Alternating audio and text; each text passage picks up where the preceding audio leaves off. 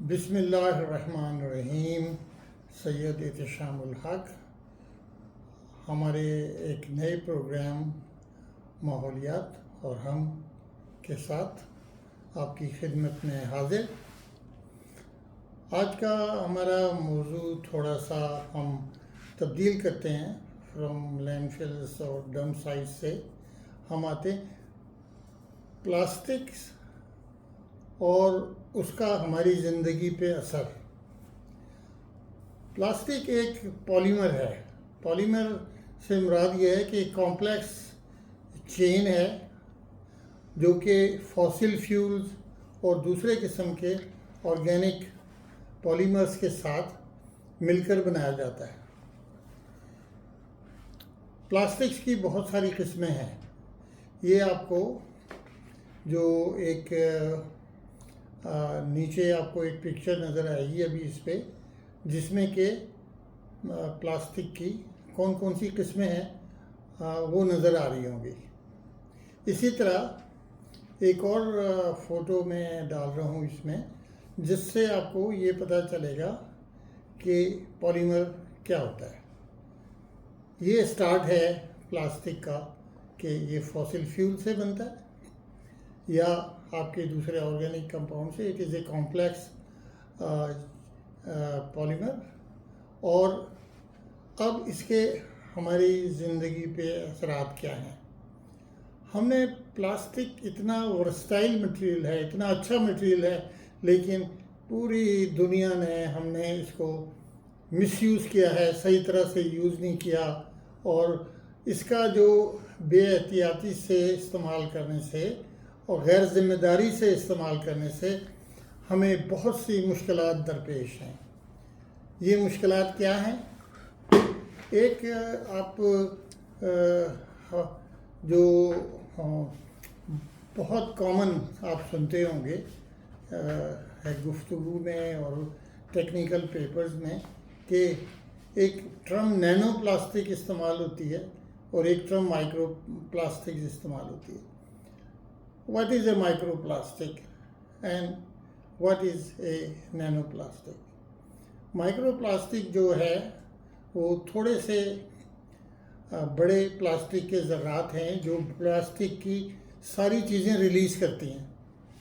उसके बाद जो नैनो प्लास्टिक है वो बहुत ही माइक्रोस्कोपिक पार्टिकल्स हैं जो हमारी फूड चेन में शामिल हो गए हैं, जो हमारे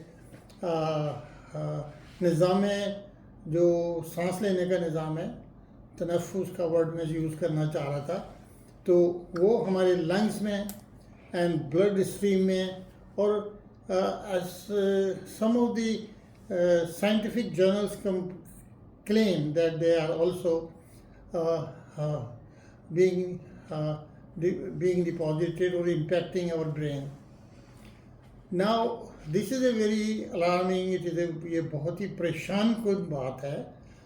देखें, जो समंदर की फ़िश थी वो सेफ़ होती थी, लेकिन अब वो सेफ़ नहीं है क्योंकि प्लास्टिक का डिस्पोज़ल शिप्स ने शिपिंग के थ्रू और direct deposit of plastic products into the sea, उससे क्या हुआ है कि जो हमारी फिशरीज़ हैं, जो हमारी मछलियां हैं और दूसरे झींगा है, उनके अंदर भी नैनो माइक्रो प्लास्टिक आ गया है। तो ये सिचुएशन ऐसी है कि फूड सप्लाई चेन को इन्होंने ख़राब कर दिया। इसके बाद इनका असर हमारी ज़मीन पे भी हो रहा है, पानी पे भी हो रहा है। सॉइल में ये कैसे जाते हैं, हम गार्बेज से कंपोस्ट बनाना शुरू किया हमने बहुत पहले और उसको एग्रीकल्चर में यूज़ करना शुरू किया, उससे हमारी सॉइल्स में भी प्लास्टिक्स आ गया। तो जो बहुत ही अलार्मिंग सिचुएशन है वो ये है कि हमारे जो ड्रिंकिंग वाटर की बॉटल हैं उसमें नैनो प्लास्टिक है। और जो हम लोग पाकिस्तान में तो बिल्कुल एहतियात नहीं करते कि हम इसमें दूध भी लाते हैं प्लास्टिक के बैग में, हम सालन भी लाते हैं, हम खाने भी लाते हैं, हम हर चीज़ लाते हैं। और कोई हमारा वो नहीं है कि ये फूड ग्रेड का प्लास्टिक है। ये फूड ग्रेड का बैग्स हैं।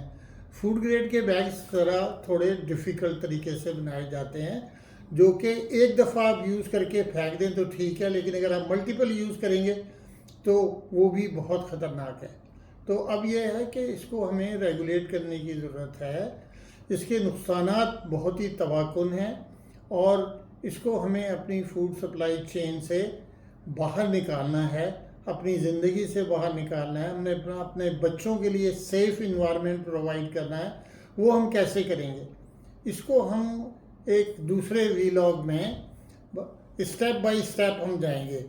पहले हम आज ये रिकॉग्नाइज करते हैं, ये जानते हैं, जानना चाहते हैं और आगाही इसकी हम आपस में बांटना चाहते हैं कि प्लास्टिक है क्या, उसकी कौन कौन सी किस्में हैं, नैनो प्लास्टिक क्या है, माइक्रो प्लास्टिक क्या है, और इनकी सिर्फ मैं अभी तस्वीर और फ़ोटोज़ इंक्लूड करूँगा अपनी टॉक में, और उसके बाद हम इसके नए मौजू की तरफ जाएंगे जिसमें हम एक एक चीज़ को डील करेंगे, जैसे nano plastics in our drinking water और उसके सलूशन क्या हैं।